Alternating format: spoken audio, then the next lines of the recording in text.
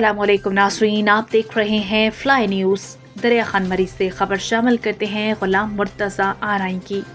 Pakistan peoples party Sindh के सूबाई सदर निसार अहमद खोड़ू की दरिया खान मरी आमद, जालो का पार्टी गानों पर खूब रक्स, जिए भुट्टो जिए बिलावल के जोरदार नारे। तफसीलात के मुताबिक पाकिस्तान पीपल्स पार्टी के सूबाई सदर निसार अहमद खोड़ू की दरिया खान मरी आमद के मौके पर गाँव मरहूम अहमद शरीफ गबोल से रईस मुमताज़ अली गबोल की रहनुमाई में इस्तकबाली रैली निकाली गई। रैली दरिया खान मरी की जाने पर रवाना हुई तो मुख्तलिफ मकामात पर फूलों की पत्तियां निछावर करके रैली का शानदार इस्तकबाल किया गया।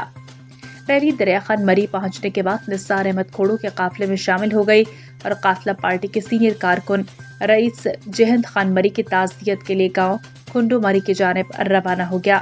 इस मौके पर यूनियन काउंसिल चानारी के district council member rice Mumtaz Ali Gabol और यूसी के फाइनेंस सेक्रेटरी गुलाम मोहम्मद गबोल ने फ्लाई न्यूज़ से गुफ्तगू के दौरान अपने ख्यालात का इजहार कुछ यूँ किया। सूबे सदर निसार अहमद खोड़ो के दरिया खान मरी अचण ते भली कार चऊं था। असां पाकिस्तान पीपल्स पार्टी जे तरफ़ां जेको दुआ घुरण अचे तो यौम तहसीर जे जलसे में जेको दिल जे दौरे ते पवण जे सबबि असांजो वर्कर पुराणो झूनो वर्कर चाचो ज़ैद खान मरी जेको फौत थी वियो, उनजी दुआ घुरण अचे तो असां पंहिंजे निसार अहमद खोड़े सूबे सदर जे इस्तक़बाल जे लाइ दरिया खान वञी रहिया आहियूं। असांजो पहिरियों बजट थियो आहे डिस्ट्रिक्ट काउंसिल मेंबर जे हिसाब सां। असां हिते ॻोठ मोहम्मद रमज़ान में ड्रेनेज सिस्टम ॾिनो आहे ऐं कुझु पुलूं ॾिनियूं आहिनि। कास्करी बिरादरी, जट बिरादरी, आरआई बिरादरी ऐं ॿियनि खे असां जेका पंहिंजा कम ॾिना आहिनि पंहिंजे। ऐं डिस्ट्रिक्ट काउंसिल जो मेंबर आहियां पाकिस्तान पीपल्स पार्टी जे तरफ़ां। मां ॾुख सुख में पंहिंजे आवाम सां गॾु आहियां। पंहिंजे यूसी जे हर फोरम ते, हर इन आवाम जे लाइ हर फोरम ते ॻाल्हाइण जे लाइ तयारु आहियां।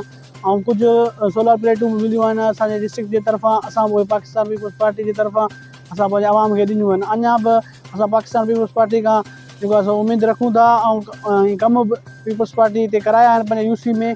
अञा बि असां पंहिंजे पाकिस्तान पीपल्स पार्टी ते यूसी में कमु कंदो ऐं हिन आवाम सां असां गॾु आहियूं।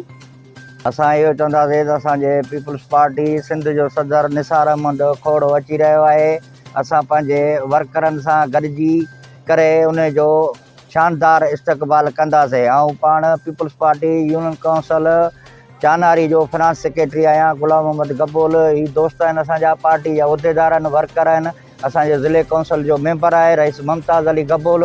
उन जी अॻुवाणी में ही काफ़िलो पंहिंजो वञी रहियो आहे निसार अहमद खोड़े जे इस्तक़बाल जे लाइ।